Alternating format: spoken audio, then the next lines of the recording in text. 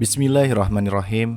Sahabatku semuanya, Bapak Ibu, teman-teman yang kami hormati, Alhamdulillahirrabbilalamin. Saya bersyukur sekali karena tak terasa kita sudah berada di materi yang ke-8, di mana saya akan berbagi tentang semangat bermanfaat atau semangat berbagi kebaikan. Nah, saya mau tanya dulu nih, kira-kira sukses dulu bermanfaat atau bermanfaat dulu baru sukses? Nah, saya yakin jawabannya pun pasti terbagi dua ya. Ada yang bilang sukses dulu baru bermanfaat, baru kemudian ada juga yang menjawab bermanfaat dulu baru sukses.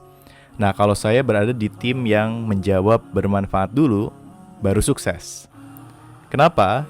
Karena sekarang bayangkan jika ada 2 buah deterjen. Ya, ibu-ibu pasti tahu nih. Ada 2 buah deterjen, harganya sama, ukurannya sama. Tapi perbedaannya, deterjen pertama sekali bilas langsung bersih, deterjen kedua 10 kali kucek baru bersih. Nah, kira-kira pilih yang mana nih ibu-ibu nih? Deterjen pertama atau kedua? Pertama dong pastinya. Kenapa? Karena deterjen pertama sekali bilas langsung bersih. Alias deterjen pertama itu lebih banyak manfaatnya dibandingkan deterjen kedua. Ya, gimana nggak bermanfaat? Tenaga lebih efektif, waktu lebih efisien, dan berbagai manfaat lainnya. Nah, jika deterjen saja yang lebih laris, lebih laku adalah deterjen yang lebih banyak manfaatnya, apalagi manusia. Itulah kenapa ada orang terkaya di dunia berturut-turut sampai 17 kali. Ada yang tahu siapa namanya? Bill Gates. Ya, Bill Gates, ya. Kita lupakan dulu soal konspirasi, tapi mari kita sedikit tanya jawab lagi. Kira-kira kenapa Bill Gates berhasil menjadi manusia terkaya sampai kalau tidak salah lebih dari 17 kali berturut-turut menurut majalah Forbes, ya. Dimana teman saya ya bercandanya sama saya itu bilang kalau Bill Gates nyumbangin duitnya ke Indonesia maka utang Indonesia lunas katanya gitu ya. Ya, saya nggak tahu lah. Intinya untuk menggambarkan saking kayanya seorang Bill Gates. Nah, pertanyaannya kenapa Bill Gates bisa menjadi manusia terkaya di dunia sampai 17 kali berturut-turut? Ayo, kira-kira kenapa? Jawabannya adalah karena hidupnya bermanfaat. Loh, maksudnya bermanfaat gimana? Nah, teman-teman coba sekarang lihat sekitar dirimu, ya, diri Anda semua. Lihat hal-hal yang ada di sekitarmu. Tunjuk satu benda, ya, benda ya, bukan makhluk hidup ya. Benda yang diciptakan atau dibuat tanpa ada campur tangan bantuan dari komputer. Ya, bahkan tembok dinding Anda sekarang dicat dengan cat yang diproduksi di sebuah pabrik dengan komputer pastinya. Saya pun bisa sampai suara saya kepada Anda dibantu oleh komputer. Handphone Anda diciptakan dibantu oleh komputer. Ya, hampir semua hal, semua benda yang ada di seluruh dunia saat ini diciptakan oleh bantuan komputer.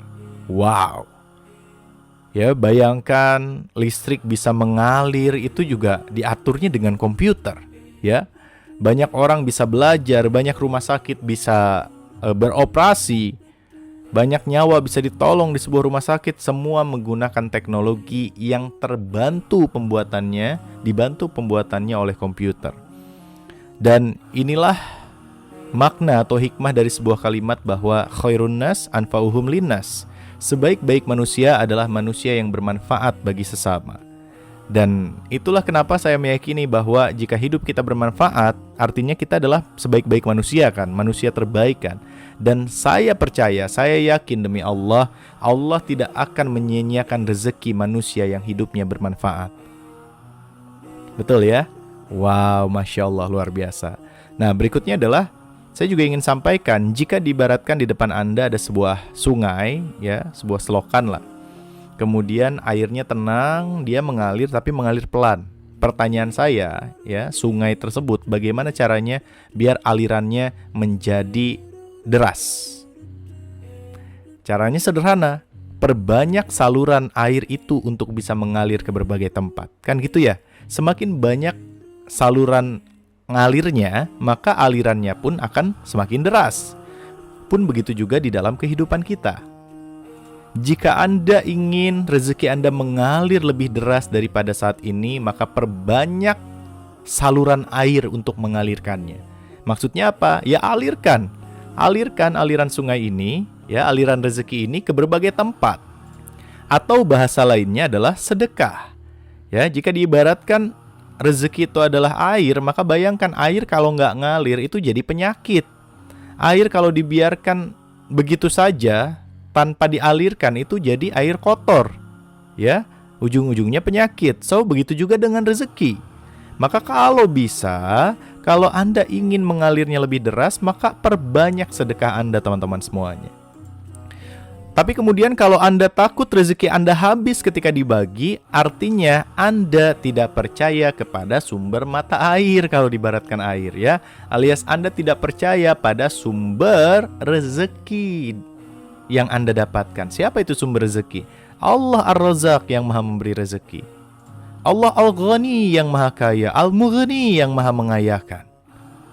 Nah, maka sekali lagi Anda harus punya saluran-salurannya. Makanya saya sendiri setiap hari Jumat membagikan 300 sampai 1000 nasi bungkus, nasi kotak di kota kelahiran saya di Tasikmalaya. Ya, walaupun saya tinggal di Jakarta. Kalau teman-teman mau tahu infonya lebih lanjut, cek aja di Instagram saya. Nah, di hadapan Allah kita itu harus punya big reason. Jadi kalau kita ingin doa kita cepat dikabul sama Allah, maka berikan alasan di balik doa itu. Untuk apa nanti? Alirannya bakal kemana nih nanti rezeki yang kita minta sama Allah? Contoh nih, kalau misalnya saya pinjam mobil sama Anda gitu ya, Pak, Bu, pinjam mobil dong. Kira-kira pertanyaan baliknya apa? Buat apa kan gitu ya? Saya jawab, buat dugem Pak. Buat dugem Bu. Kira-kira dikasih nggak mobilnya? Boro-boro dikasih. Tapi kalau saya jawabnya, saya pinjam mobil untuk membagikan beras ke berbagai pesantren tahfiz Quran. Kira-kira dikasih nggak? Pasti dikasih. Kalau bisa sama STNK-nya, sama BPKB-nya kan gitu ya. Nah, maka di dalam kehidupan juga seperti itu. Ketika kita minta sama Allah, ya Allah saya ingin punya rumah, berikan alasan di hadapan Allah. Karena di rumah itu saya akan ajarkan anak-anakku untuk mencintaimu ya Allah. Di rumah itu akan kuadakan pengajian tahfiz Quran ya Allah. Ya Allah, aku minta mobil karena dengan mobil itu aku akan berdakwah ya Allah. Nah, maka seperti itulah teman-teman big reason yang harus kita miliki di hadapan Allah. Dan jangan lupa untuk melakukan 3 hal: ilmu yang bermanfaat, amal jariah, dan kemudian anak soleh yang mendoakan kedua orang tuanya. Miliki 3 hal itu di dalam kehidupan. Pertanyaan terakhir adalah, kapan sedekah akan dibalas teman-teman? Ketika kita sedekah nih, sekarang misalnya ya, kapan sedekah itu akan dibalas? Yes, jawabannya adalah sedekah tersebut langsung dibalas di detik yang sama ketika kita bersedekah. Oh, mana buktinya Mas Edvan? Nah, tenang dulu.